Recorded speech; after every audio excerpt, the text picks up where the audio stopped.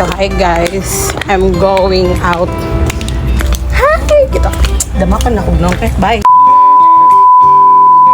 Hello everyone! A day in my life as a vlogger. Mag-vlog ra og ganahan. For today's ganap guys, naatay i-meet up nga mga minions dito sa laing kalibutan no. At this moment guys, for the biyahe na po ang first son. Murag asa ta nga banwa jud mo adto no, pero guys sa tagom ra ko guys kay dito may mag-meet up sa mga minions nako nga friends. And yes.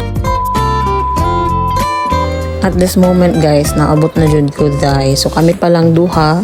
And while waiting for the others guys, mag-relax ako dahil kay kapoy ba mo biyahe dahil no? Diyos ko. A few moments later.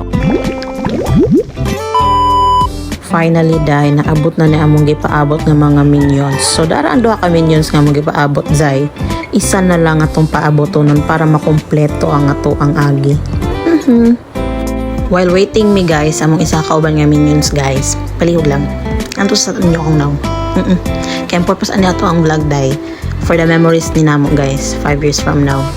Yep, that's it. From this to this. So now guys, for the preparation sa muna taday kay magawas na midzay. Muna ni ang moment of truth nga.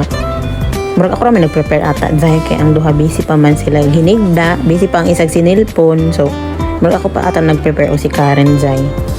So, ang pag-prepare dito na ako si Ruthline. Sige, pagkaog ice cream, day. Napaisa, oh. Diba? Relax sana sila, day. At this moment on, guys, nakagawas na dyan ang mga minions. Kaya maglaag-laag sa amin, day, while waiting sa among isa kakauban. So, for today's video, day, guys, no, okay. Ang ato ang vlog, it's all about kaon. Yes, walay laing special, kundi mga on-raming, guys. Ang amo ang gisabutan or among gidrawing or among giplano ani nga vlog zay kay magsangyop neda kay mao ang ilahang gusto karon zay. Actually, among plan jud unta good guys no kay mga ligog dagat or mag-swimming fall. Ayun na magkatingala sa among grupo dahil pagkaon ra gud ang nasa among utok mo nang grabe na mo healthy so much. And we're here guys sa amo ang istambayan or amo ang laagan sa nga dapit. Nakalakaw na po din sila dahil wala na himutang sa ilahang hangin. Asa na po sila mga to. Actually guys, kani nga moment dahil kay naulaw na jud ko sige og video dahil pero wa may nakailan ako diri sa tagom gawas aning tulo ka minions okay lang. Naabot na pud mi diri sa ukay-ukayan day. Nakabalo mo guys. Naadto mi diri kay mag-sightseeing ra. Pilingon man na silang nadara. Oh, nagtanaw-tanaw mga bag niya di mamalit. Di ba? Pusing-pusing ra nilang agi dara. Naabot na pud mi aning street food guys. Kabalo mo guys. Di ba nag-ingon ko sa inyo nga mag-Sam Jimmy. Dapat maglaming man unta ko ron zay. Pero kay kaning mga tulo ka minions nagpalit na ko diri og pang kaon zay. Samtang daw gahulat mi ni Madam, among VIP ron. So, muna na yung moment sa among pag-ingkit-ingkit, guys. So, grabe among videographer, guys. No, dulit pa sa tanang dulit. So, now, guys, manamig liningkod dayo, manamig kinit-kit dito. Dari na punta dayo, magpahilis. Magbaktas-baktas na punta aning night market dayo. Kaya, syempre, di ba, kung iyon sa inyo, mag-Sam Jimmy karon kaya para mahilisan may dali dayo. Magbaktas ta dali sa night market. Bahalag, wak tayo paliton. Kung kani nga moment guys, nag-decide nami nga moadto nami dito sa Samgyup spot. And we're here guys, diba? Dali ra kay ta naabot sa ato ang venue Imnida. The moment of truth Imnida. So guys, kami lang sa upat ang mag-una diri aday while waiting sa amo ang VIP nga kauban zay.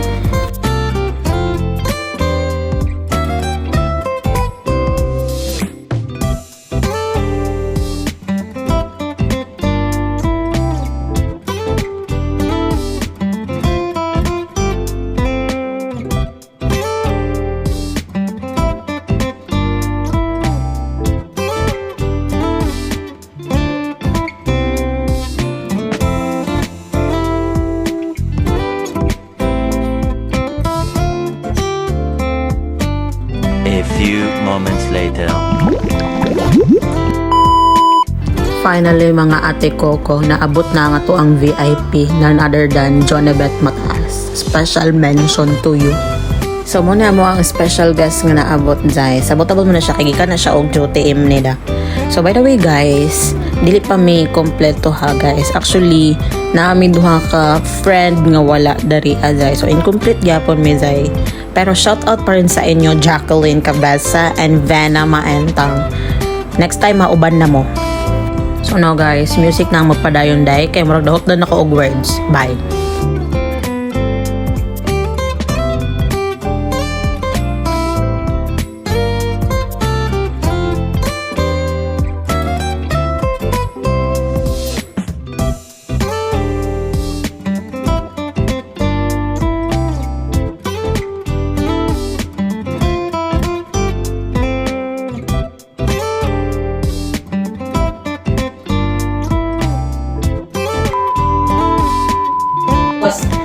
So kani karon kay nagpa-cute si Sandra og ako kay syempre kami ra gwapa sa grupo.